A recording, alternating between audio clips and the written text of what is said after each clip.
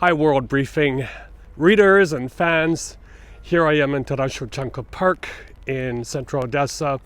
And as you can see, this is the Alley of Heroes. I've had it before in my videos.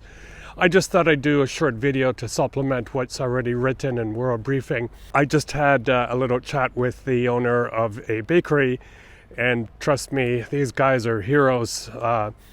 Owners of small, medium-sized businesses in Ukraine. They're really struggling. But yet they managed to have a sense of humor. Anyway, they were asking me, so what is next for Trump? Is he going to take Cuba? And then he said to me, very interesting, I've never heard it before. He goes, but you know what? I think Ukraine is one of the safest places to be. I don't know. Well, let's see. I hope he's right. But here I am in front of the alley, right in the Alley of Heroes.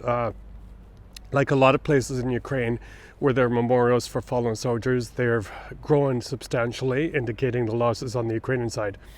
But I really wanted to pivot to the events in Central and South America. It now is official that the Trump administration will back, if we can even use that word, the vice president of Nicolas Maduro, who was, of course, extracted by the U.S., and now he's appearing in court in the Southern District of New York for drug trafficking charges, along with his wife. And the opposition has been sidelined. Ms. Machado, who, of course, is the winner of the 2025 Nobel Peace Prize. As I wrote in World Briefing yesterday, my take on that is, Trump is so narcissistic that he couldn't handle her getting that prize, even though she dedicated it to him. So he probably said to himself, you know what? She doesn't deserve to take over the country. I'm going to appoint the vice president. And she is a Maduro loyalist. And I believe she was Minister of Oil. And here she is running the country. I can't believe for a split second that that's going to be well accepted by the enormous and mostly very patriotic hardcore diaspora.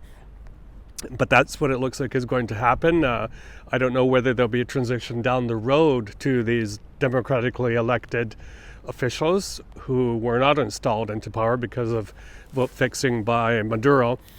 And it also sends a weird message to dictators and strongmen worldwide. Number one, that you can come in if you have the might. Might is right to invade a country and take it over and extract its leader.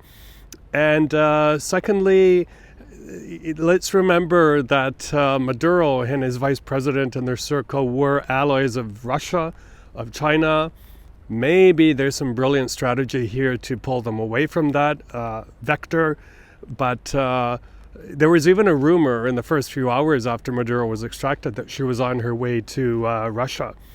So, but then, maybe there was a quiet deal made with Russia that we're going to install her.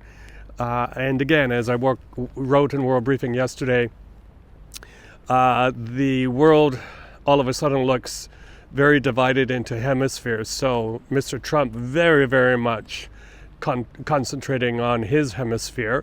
We don't know what will be next. Maybe it'll be Cuba. Maybe it'll be Greenland.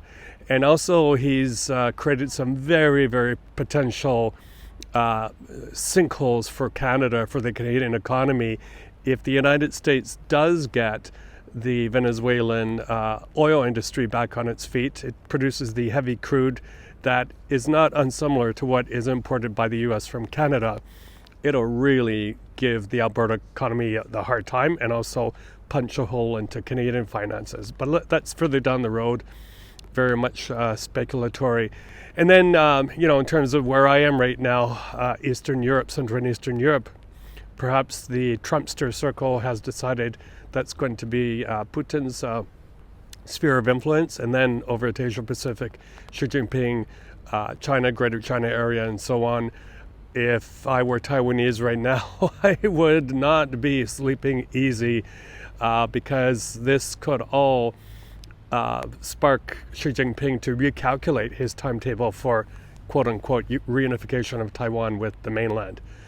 So that's my take on things right now. Admittedly, not that much different from what we wrote yesterday in World Briefing. Once again, please consider, if you're not already, upgrading to a paid subscriber. Every little bit helps World Briefing to function, to get us to places we need to go as cutbacks happen in mainstream media, as self-censorship happens, corporatization of mainstream media, and we're ready to move around with my small team. So thank you so much for considering that and for telling others as well about World Briefing. That's it from me for now, from a cold, sleety, and very dark Odessa. Bye-bye.